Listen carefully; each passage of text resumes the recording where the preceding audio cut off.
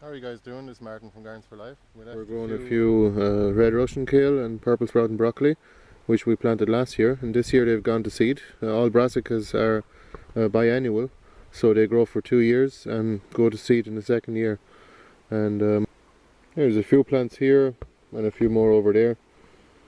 So we just take the plant and put it in the bag and thresh it around, and then we end up with all these hulls. That's the hulls here now. There might be 1 or 2 seeds left in them, but we're not too worried about it because most of the seeds end up in the bottom of the bag, like here.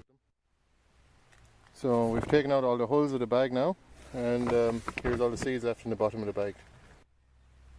Wow, no, that's quite the harvest. I wasn't even expecting that. But that's a lot of seeds. If I've ever seen a lot of kale seeds, there must be half a kilo of seeds in that. Thanks for watching.